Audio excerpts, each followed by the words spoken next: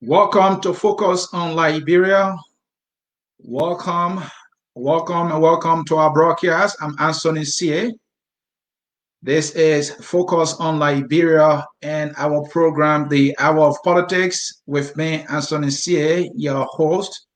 Welcome, and welcome to our broadcast. In today's edition of The Hour of Politics, our guest is Mr. Gabriel I.H. Williams, and Mr. Williams is here, and we will be discussing Liberia's governance trajectory under the CDC government.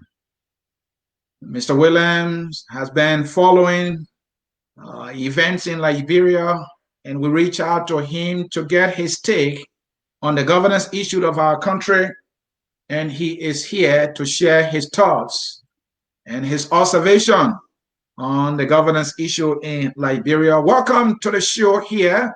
Anthony C. hosting Focus on Liberia, where we educate, we elevate, and promote all things Liberia. In this discussion, we will talk about corruption in government and its impact on the provision of basic social services, and given the image problem that corruption tried to get us into, how can we get out of it?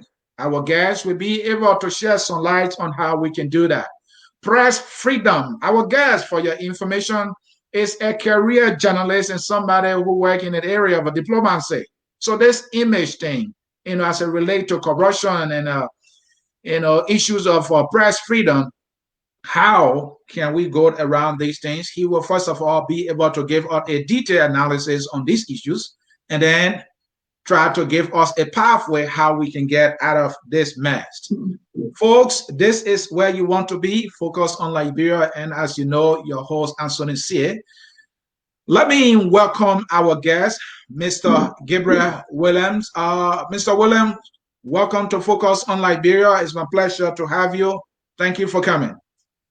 Thank you very much, Anthony. I'm very delighted to be here and grateful to the FOL staff. Thank you for inviting me.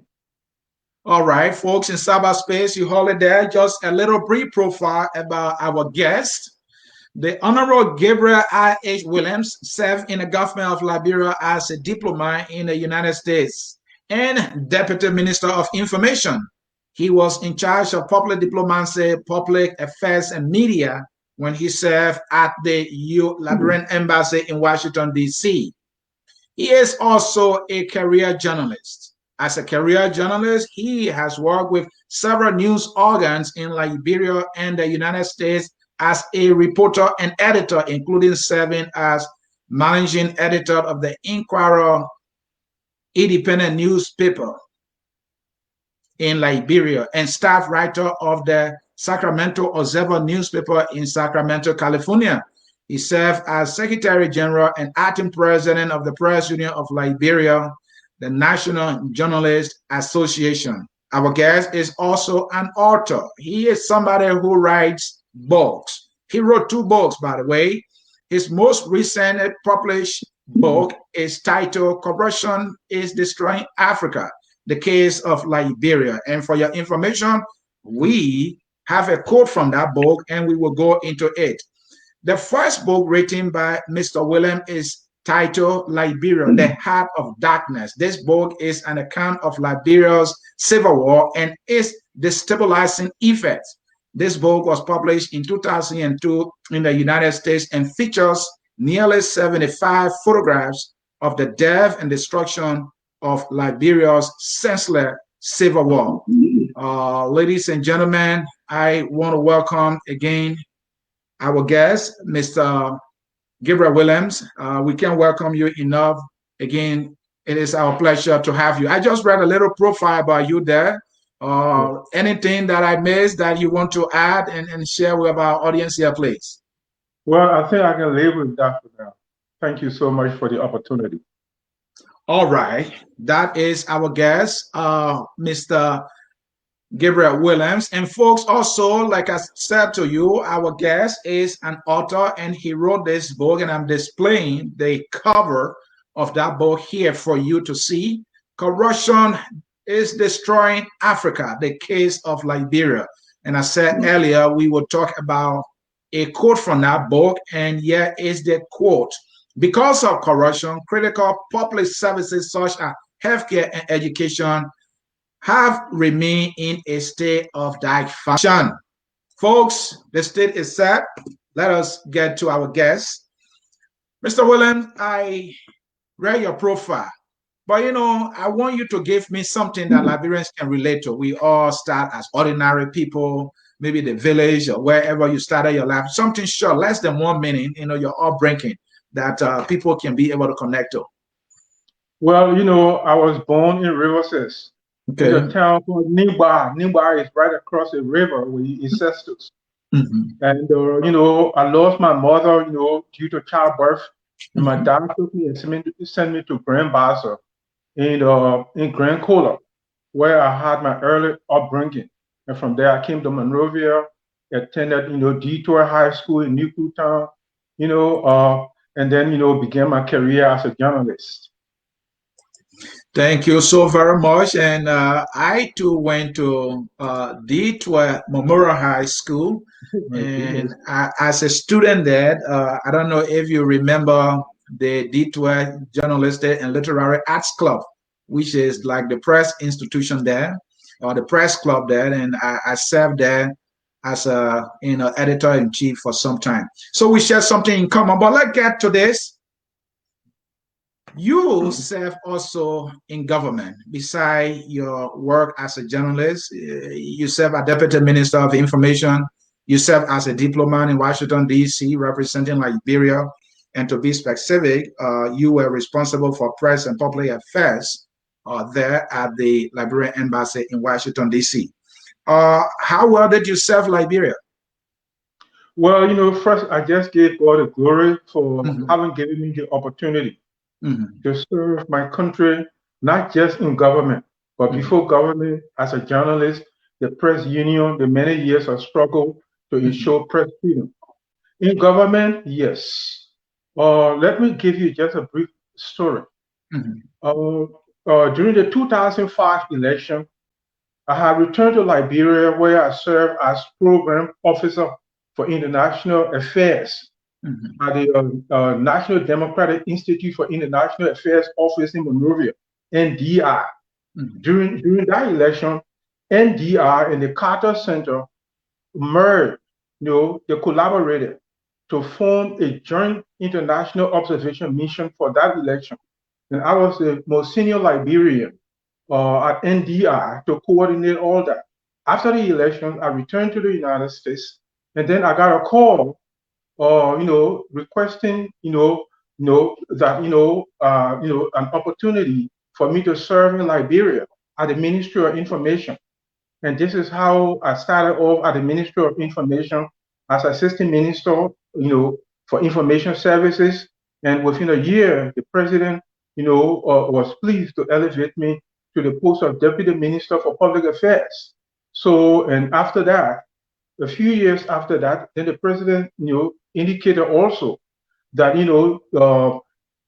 given the importance of the bilateral relationship between the United States and Liberia, her effort was to strengthen the embassy because it is the front line of our interaction with the United States. How much we will be able to engage them for the common good of Liberia. And so she asked me to come to the embassy. I haven't lived here in America with good understanding, that I could come and serve at the embassy.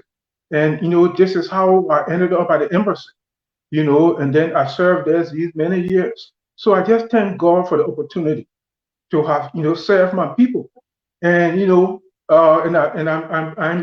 I'm fulfilled that I served well because everywhere that I went, the records are there. Thank you so very much, Mr.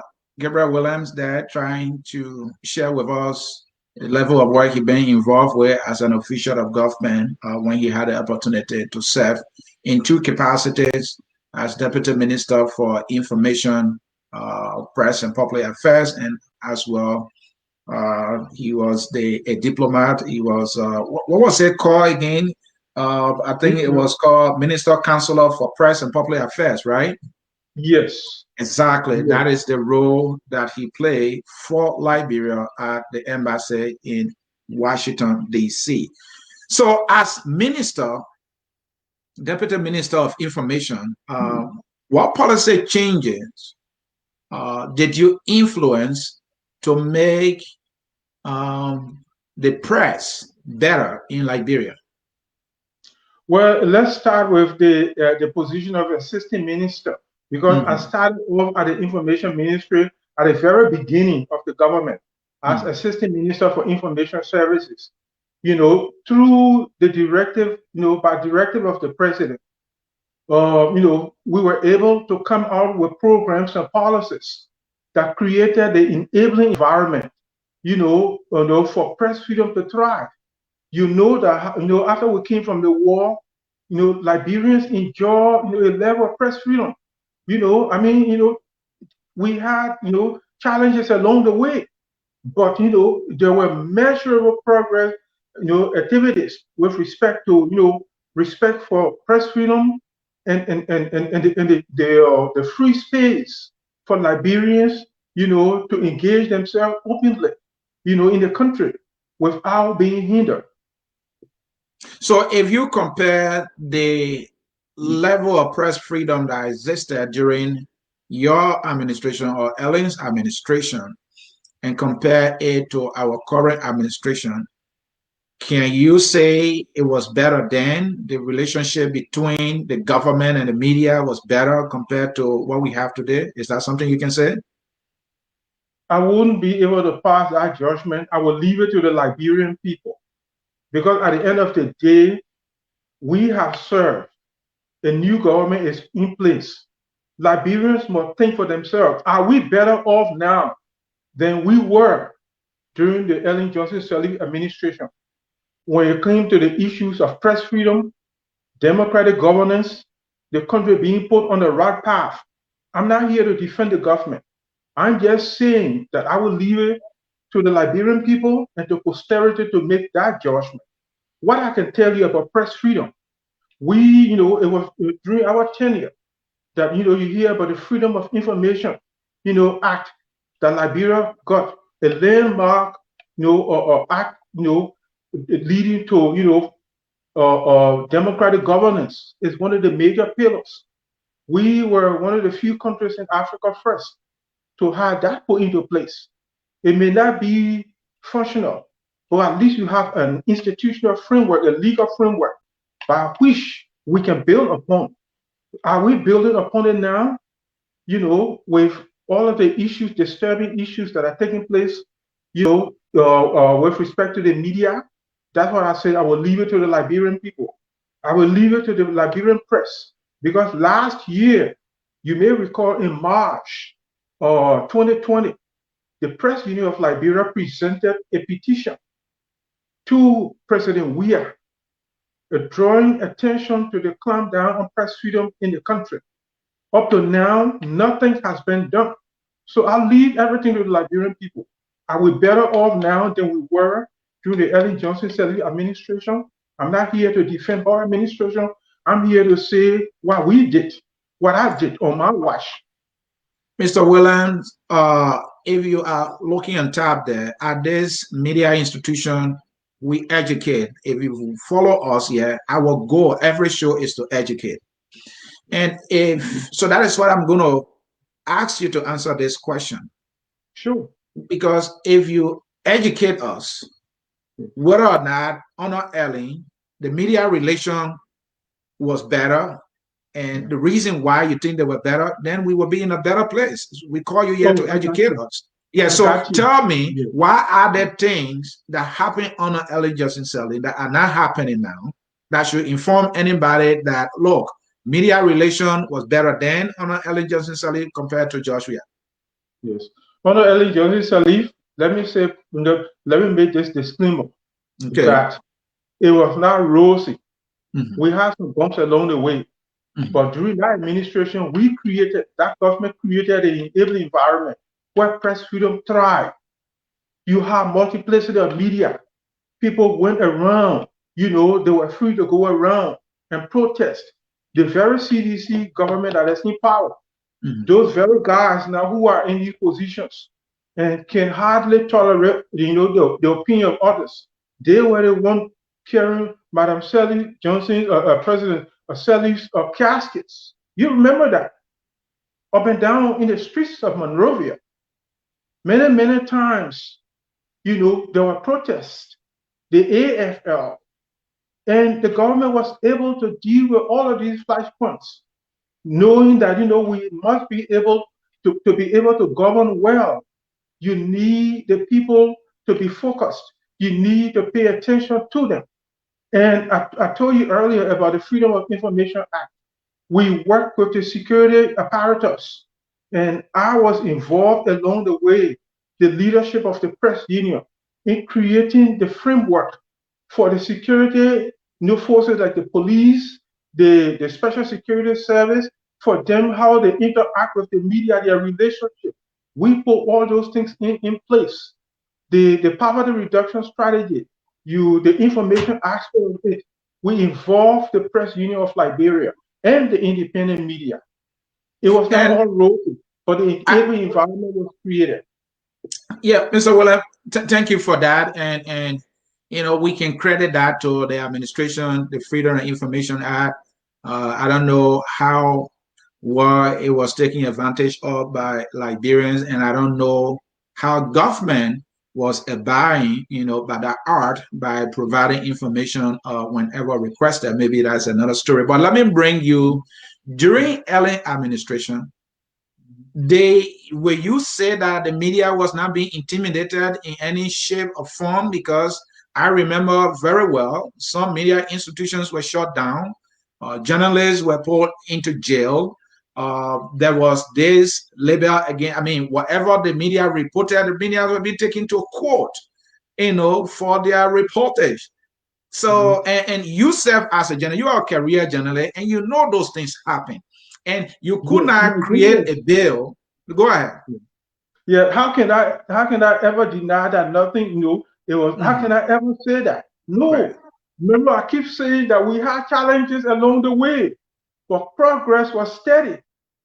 How was progress steady? Being able, to allow, the various media people, to express themselves. I told you about the Freedom of Information Act, and you talk about other things. Take for example, one time, you remember a situation where the government shut down the independent newspaper. Right. Yes, they shut this newspaper down arbitrarily. The Ministry of Information, you know, as And, my if memory somebody, tells me front page at some point was shut down. My memory tells yes, me even Henry Costa at some point was taken to jail. And are those things you call it challenges? I don't like that colorful word you're using. well, Use a word that would describe what it was. yes, one abuse doesn't make anyone better. But that's what I told you earlier, that I Hmm. will leave it to Liberians to be their own judge, Okay. given the prevailing situation of the media now Right. to the time it was during the Ellen Johnson selling, because they can be a better judge. I Hmm. can sit back, and be the Monday morning quarterbacker, but Right. then, it's all at the afterthought. Let the reality of the present moment, of making Liberians to determine whether it was better under Ellen Johnson Sirleaf or it is better under we are now. So that would be the fair assessment. I will come back to that. All right. So finally, on the issue of government and media relation, and I'm trying to get more from you here because you are a journalist and you serve in a capacity as a policy implementer for the government in the area of media. And that's what I'm beating you down here. So Yeah. this is my question. During that time of Helen Johnson Sirleaf, you said the media, you created the enabling environment Yes. at the time. So how good was the environment then? I will leave it to the Liberian people once again, but let me just give you an example. Okay. During my tenure, I brought in this independent newspaper. Mhm. That paper was arbitrarily shut down by the Minister of Information Okay. over my strenuous objection as a deputy to the minister in charge of public affairs and other deputies who have media background. I took upon myself and went to the president. I saw an audience with the president and expressed my objection to the effect that the decision taken by the minister is arbitrary, it is contrary to the law, and it is unconstitutional based on the merits of my argument.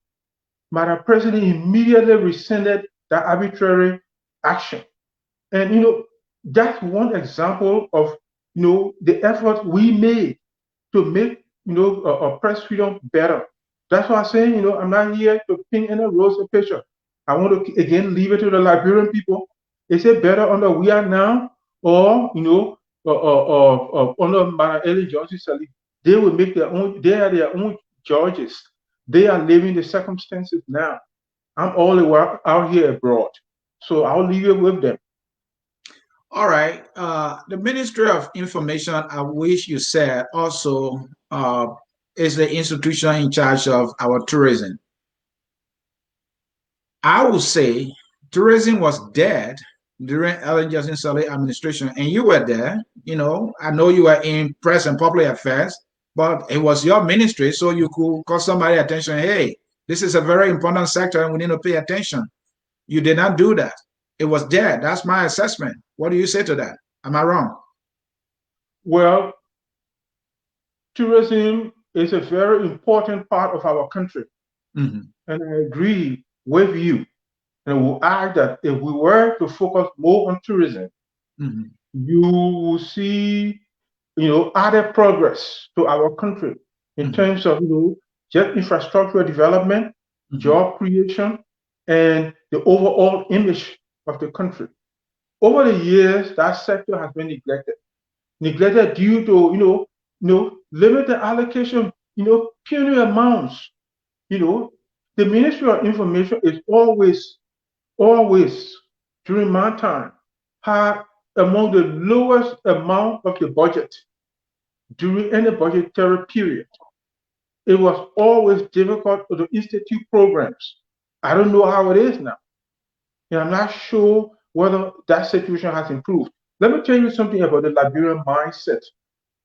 The media, when it comes to the affairs of the media, it is always an afterthought. They always support the media to blow out fire our leaders. When anything happens, you dole out some money, you'll go and run here, there, to do PR. But the real systematic plan to see how you can put in place structures, these people are not, you don't see much commitment to that.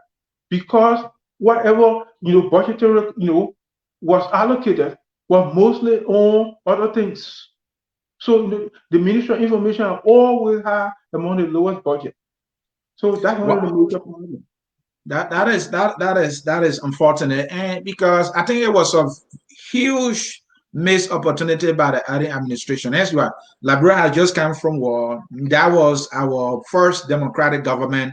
Liberia was peaceful because we have a huge United Nations peacekeepers there, and so I'm sure the whole world wanted to see this country that have gone through this, civil war, and for some reason it was abandoned. It was neglected, if I can use, your words. Do you agree that was a big missed opportunity? Absolutely. My book that you introduced, Corruption is Destroying Africa, the Case of Liberia. Right. I have about a dozen photographs of the beautiful sandy beaches, the rivers, and with, just information like Piso, all of these places. And you, as the cover, you look at that beautiful sunset. There's no doubt. Look, I've had an opportunity of flying, from Monrovia, on the helicopter all the way to Lofa County and along the coast, towards Sano and the rest.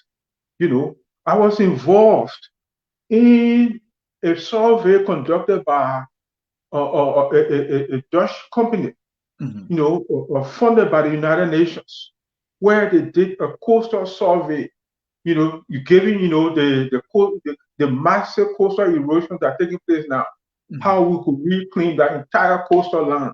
During that process, the historic sites along the way were mapped out.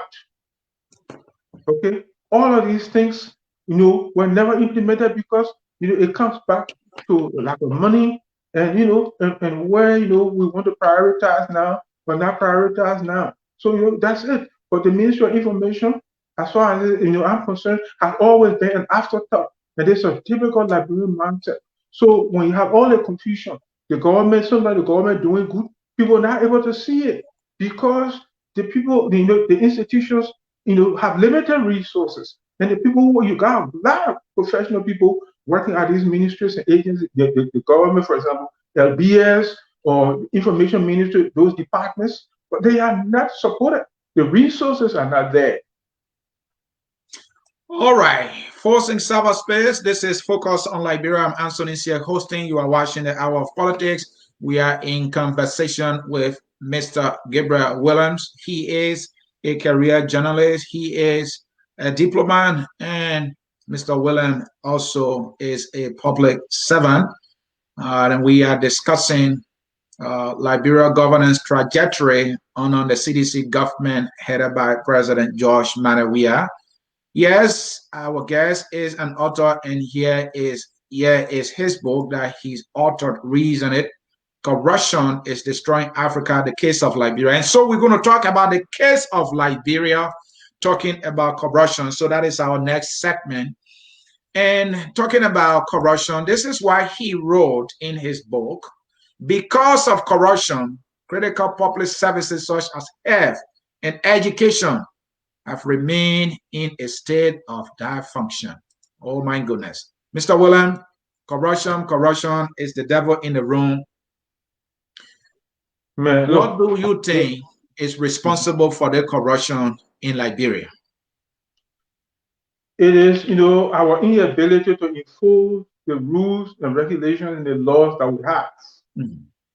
I'm telling you, we had a very good opportunity at the beginning of the administration of Madam President, Mhm. to really, really bring this devil under control. Mhm. But we lost that opportunity along the way. And why do I say so?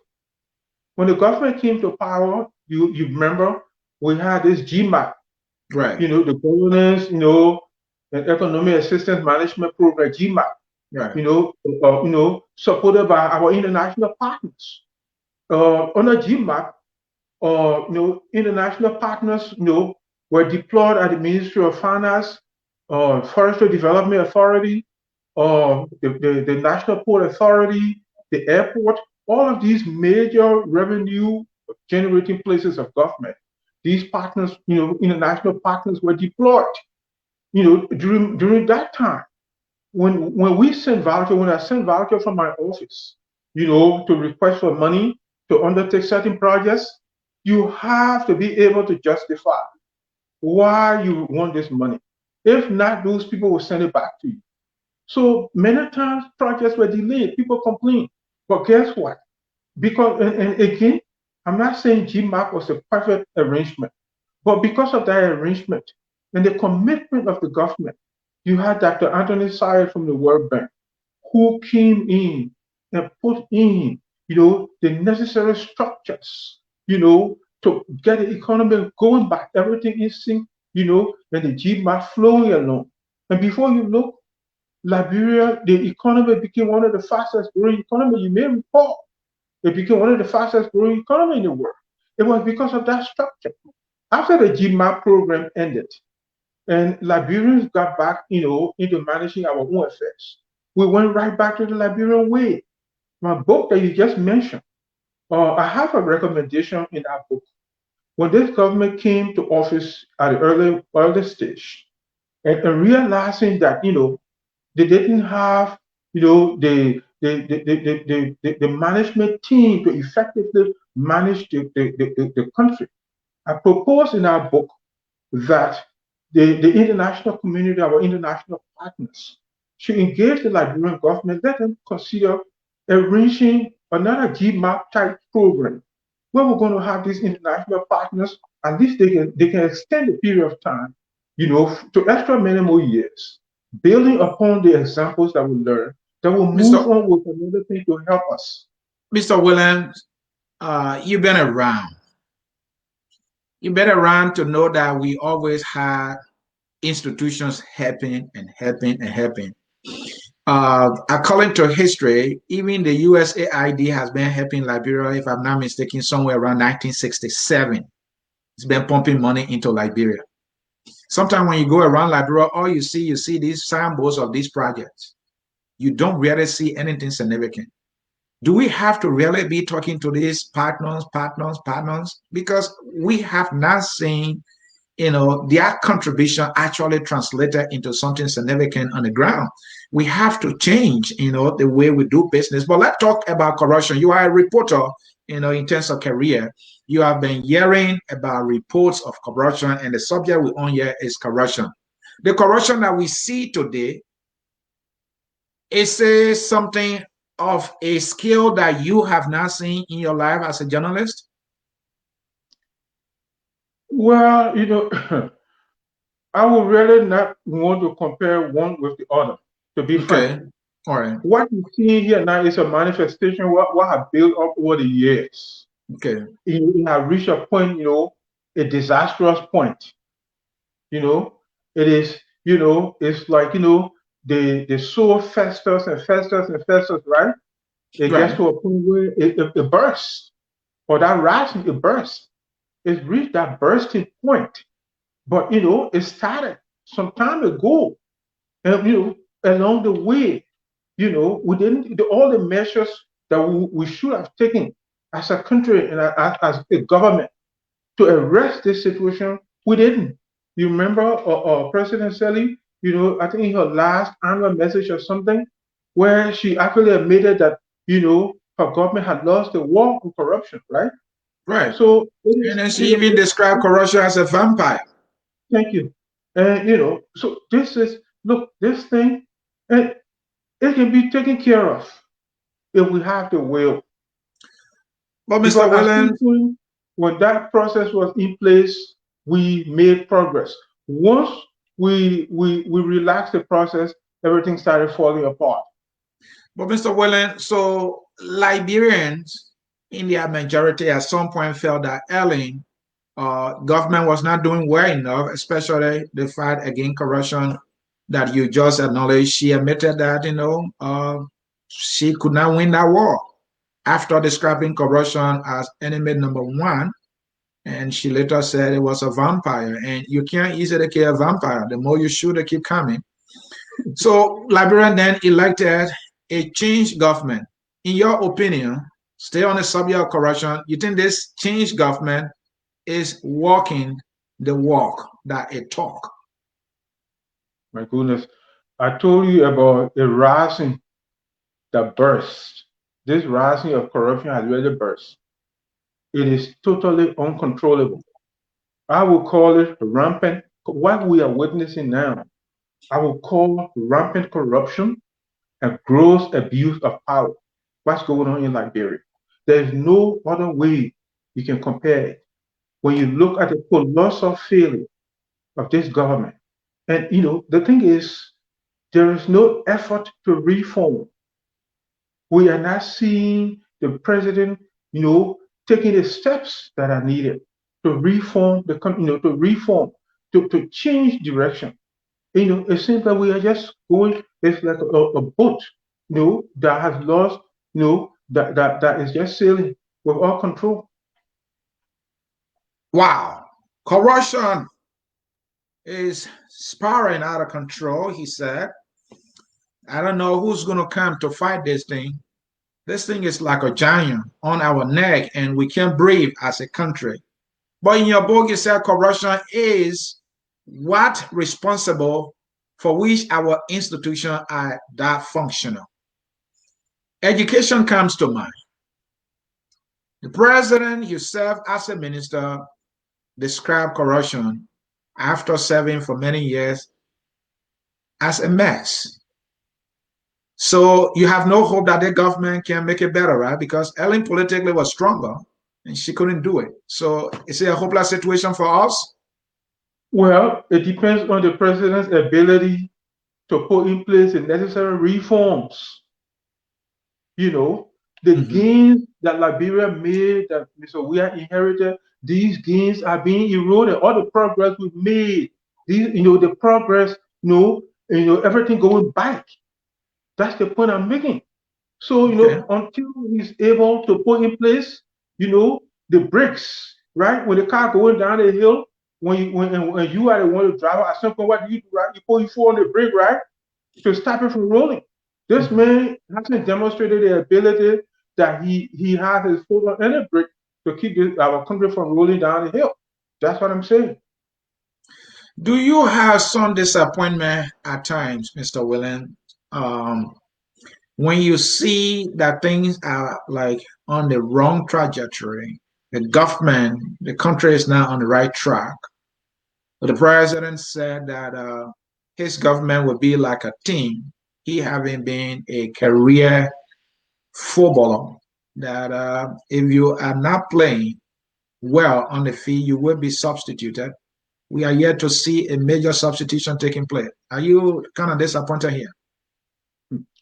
To say disappointment, is an understatement. Not me, but what about the millions of Liberians out there who are going through this desperation, who, elected this man, the poor, the downtrodden, the less privileged, the young people, the mass of young people who elected Mr. Weah, believing that as somebody from the slum, he will better understand their plight, he will better their conditions.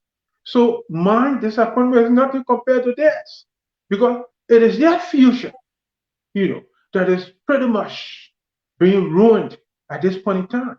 There is a need to put our country back on the right direction. And the president is in that driving seat. He has to put a brake on so that the economy will not collapse. You hear about chronic shortage of cash. How can you run an economy where there is no cash? People cannot transact. So the changes can come about when the president, you know, gets, is able rather to institute the necessary measures. He must have the fire in his belly to say, I have to change course for my own political future, for my legacy. If not, we just pray that our country doesn't go down the wreck again before his tenure is over. Well, talking about money, the government is trying to print 27.5 billion Liberian dollars.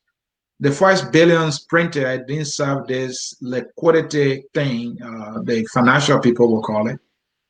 Are you worried that the government that, you know, could not manage well the previous billions might not be able to manage this one? They might do it again?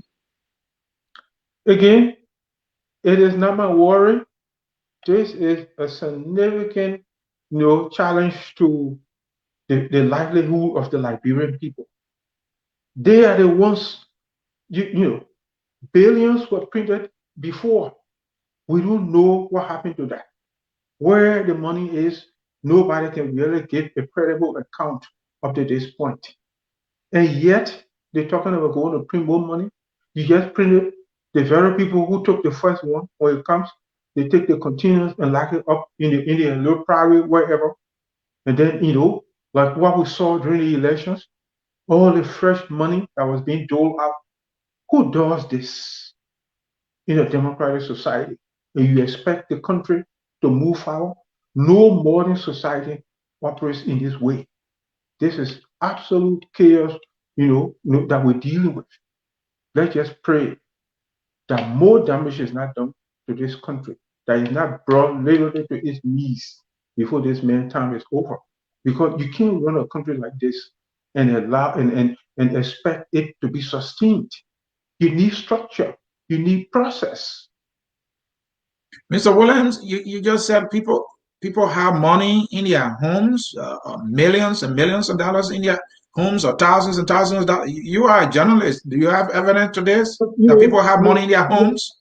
let me just qualify to say I have Mhm, read many reports of these mhm. kinds of developments. And let me just qualify that. That's why we're just reflecting what has been reported in the media and other outlets about, people hoarding money. in their homes or wherever, businesses, all of a sudden, all the banks, all the funds in the banks are dried up. Where are they? You need to, I mean, someone need to ask, what happened to all the money that were in all these banks? So definitely, if the money that's supposed to be in a bank to keep the economy, the engine of the country running, they must be held somewhere. And so, yes, somebody must be hoarding. This is Mr. not how a modern society runs. Mr. Willen, you also had an opportunity to serve in the diplomatic arena. Let's talk about image, the image of our country.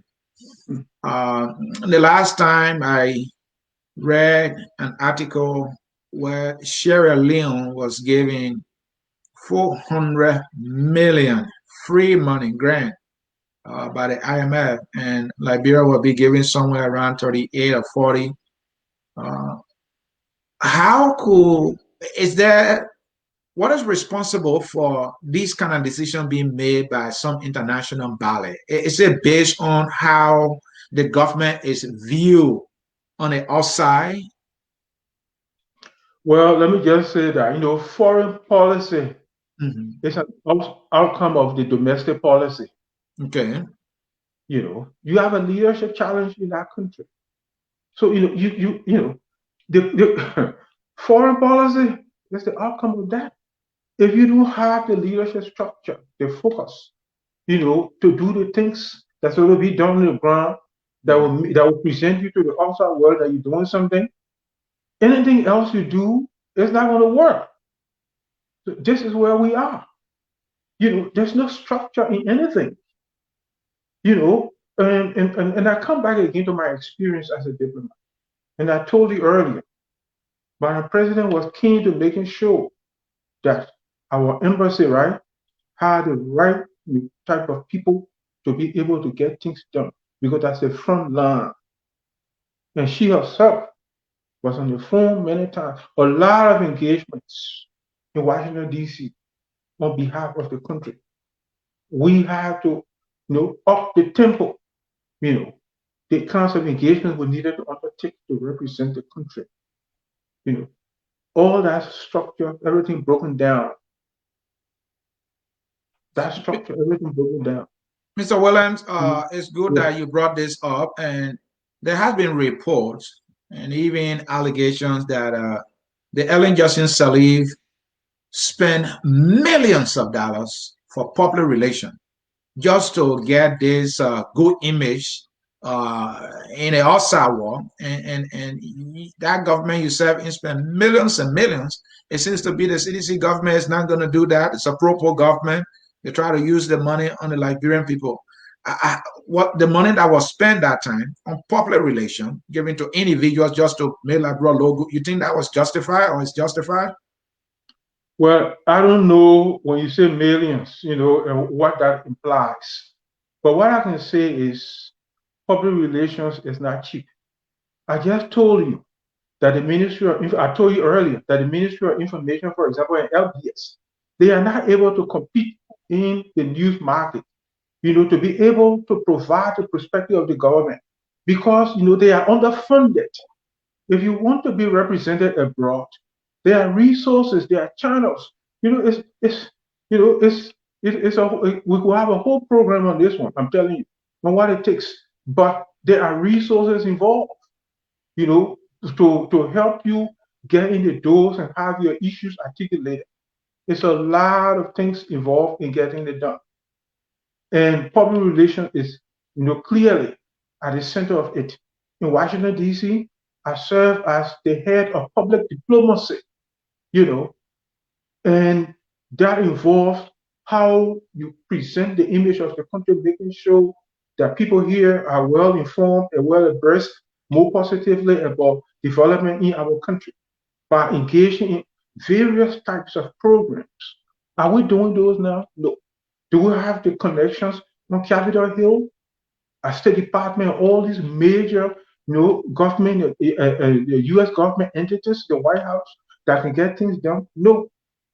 So it's just and then taking people, putting them in positions, because of their connections. And all of these things have wrecked situation. You know, Well, what I just listening to, my sense is you're trying to say, hey, our current government, the CDC government, does not have any public relation mechanism in place that will make them to be able to engage the outside world and so as to be able to drive investments, and other benefit to the country. Is that what I'm hearing? I will leave that to the public to judge, but yes, that's what that's my feeling. I may be wrong, but this is what I feel based on everything else that I've learned. There's no structure in anything. I don't see it. I don't see it.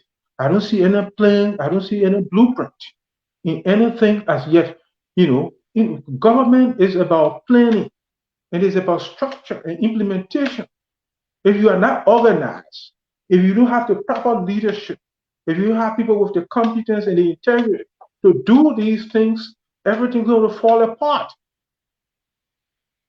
I mean, it's as simple as that.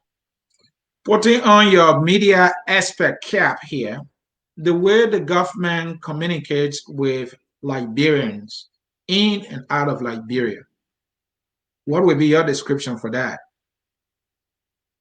Well, every government has its way of communicating.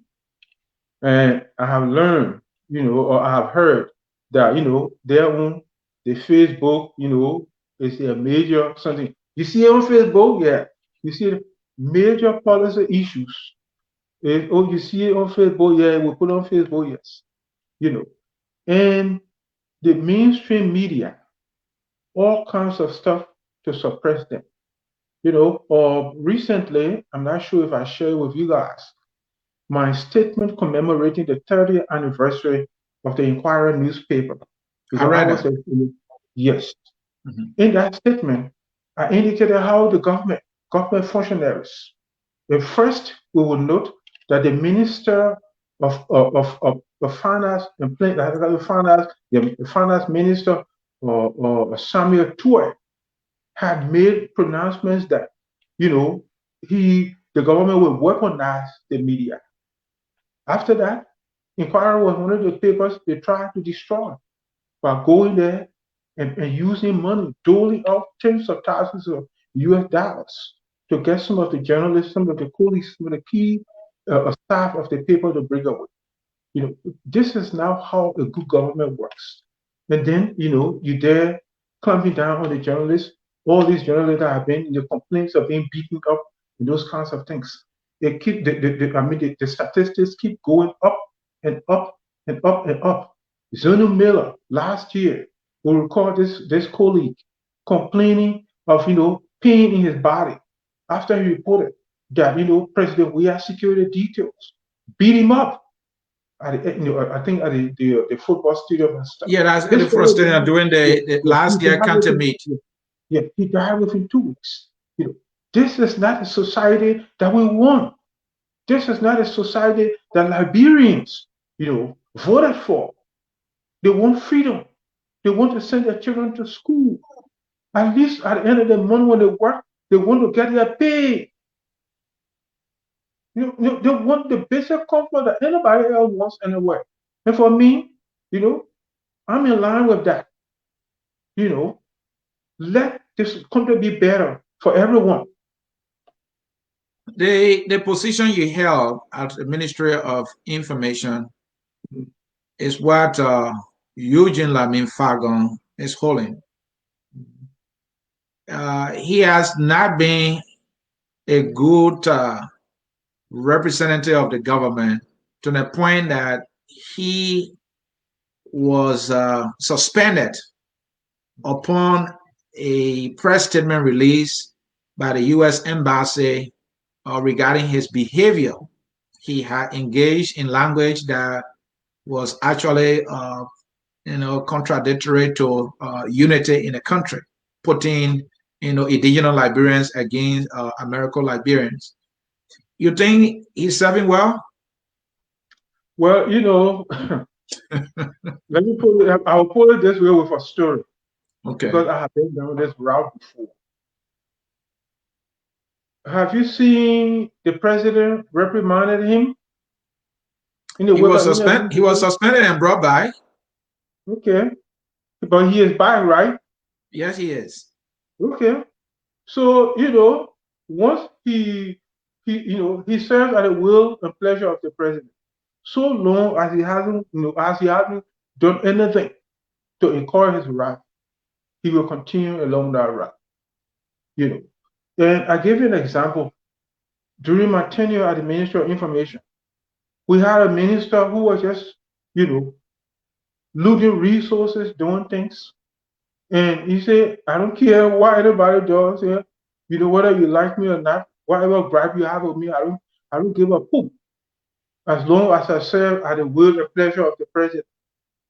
And he continued that behavior until, he became, he got thrown out because of economic crimes. So yes, as long as he enjoys the president's, you know, Will and pleasure. yes, president's confidence. That's it. He runs a So podcast. He runs a podcast called Facts and Fiction. In his Facts and Fiction, what do you see more of? Fiction or facts?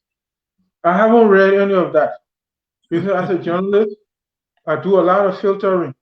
A lot of the media. I just don't go anywhere, do anything. I deal with credible sources, credible media institutions, and I leave it there. And everything else. I like to keep my focus. I don't like to get my mind confused.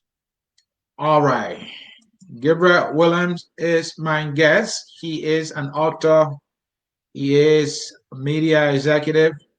I don't know if I can say former, but he is a career journalist. He also a public servant, served as a deputy minister for press and public affairs at the Ministry of Information. Let me read a few comments here, Gabe. This one is from Mumba Bully. Nice piece. This one is from our man Logan. First time hearing this Gil's song. Oh, that was when we were playing the music. It's a good song. Fantastic song. You guys still talking about this song? Beautiful song. That's all we got, huh? All right.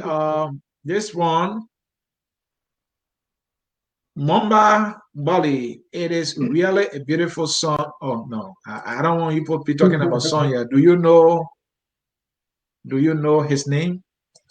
All right, let me come to what is good here. The reason it was good because of cash changed hands with media. Now there is no cash changing hands with the media. In my view, press freedom is good under this government compared to the past government. Wow, that is Agatha Shelley. He said money was changing hands then, money is not changing hands now. So what are now the closed some media institution? The government in its recent attempt to not allow the relaying of another media institution. She said that is good. Maybe let me bring you in. You wrote a piece on this recent attempt by our government to prevent the relaying of Henry Costa, broadcast on the D15 radio in Monrovia. Media man, what do you make of that? I know you wrote about it. Yes. The whole action is in violation of the Liberian Constitution. There are constitutional provisions, take for example, you can't, stop this man from doing a broadcast except, there is an imposition of a state of emergency. Do we have a state of emergency imposed in Liberia? I don't want to bore the people with constitutional citation, but do you have a state of emergency first and foremost? No. Of course, whatever the person say, they have the right. But this person has not even have the opportunity to come on air to say something and you say he shouldn't. So we don't understand how the government can say, he shouldn't be allowed an airtime. Folks in cyberspace, you are watching Focus on Liberia. I'm Anthony C. hosting. This is the hour of politics, and we are in conversation with Mr. Gabriel Williams. Mr. Williams is an author. This is his recent book, Corruption is Destroying Africa, the Case of Liberia. And I said to you earlier in that quote, in that book, this is one of the major quotes that because of corruption, critical public services such as healthcare and education have remained in a state of dysfunction. That is true. Corruption was in the Ellen Southern administration to an extent that she classified education as a mess. In this government, also, healthcare institutions are closing, more so because of corruption. There are reports, especially the most recent report about the stimulus package. Up to now, some people have now received their rest. We read a report that talked. It was a draft report. It was leaked. Somewhere around over $38 million unaccounted for. So these are the things Mr. Williams is telling us. I mean, this corruption is responsible for these institutions not being functional because the money that's supposed to be used on the institution to improve, the money have been taken away by people who are in position of trust. All right, folks, I will soon come to an end of this broadcast, but before we ask our guests here quickly, let me see this one. Mr. Williams, let me get your thoughts on this. The government of President Weah made 113 promises. Of the 113, the government completed or fulfilled 9 promises, which is 8%. 8% done in 3 years. The state have 44%, which is about 50 promises that they are yet to even touch or start. And they have 54 ongoing. Looking at the 8%, in 3 years, you think they're going to get there within a 6-year period? Well, for you to look at the future, let's look at now. Right now, the government, we can say, has been, they demonstrated colossal failure. There is a colossal failure in providing the necessary services in the leadership of the country. There's a colossal failure in the leadership of the country. And again, I will leave it to the Liberian people, to look at this. If you are not able for the past 3 years to even put the country in the right direction, who tells you that the next 3 years is going to be any better? A house begins, the foundation of a house or the durability of a house depends on the foundation. We've gone 3 years of lack of planning, lack of structure, lack of real leadership.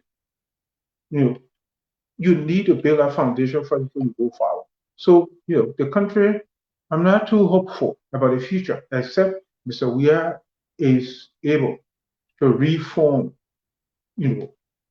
to get things better for the Liberian people.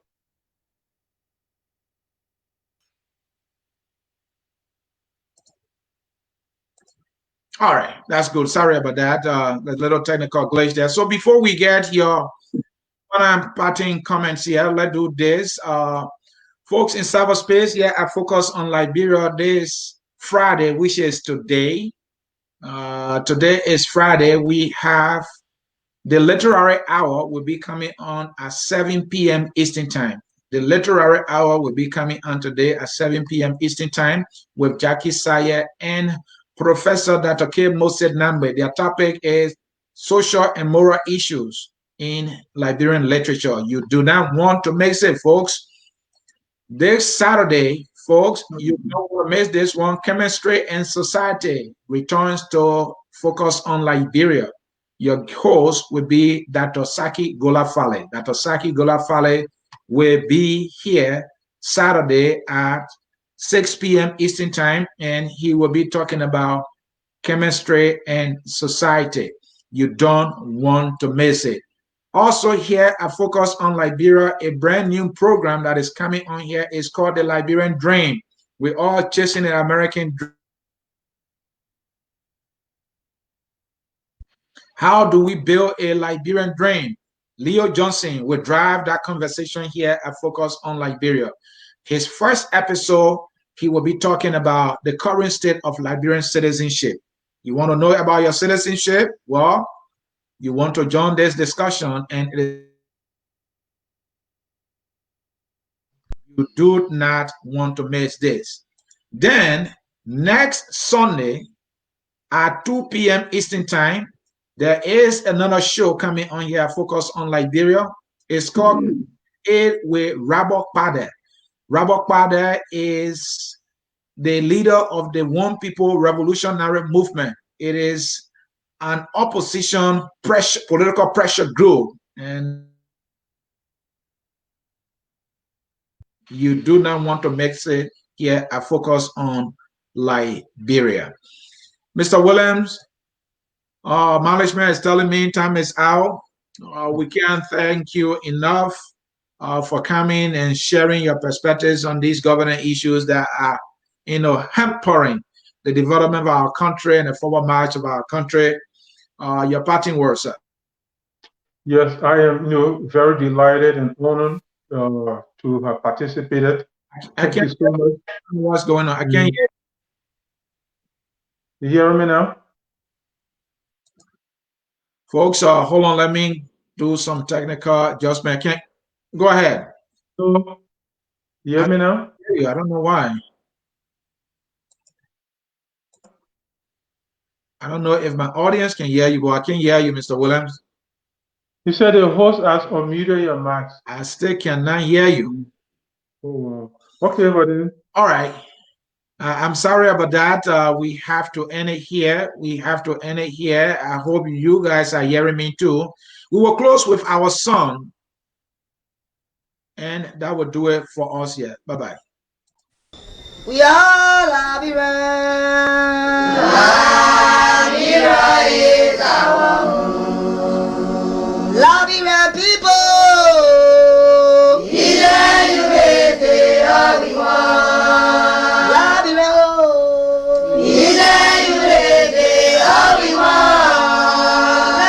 Liberia.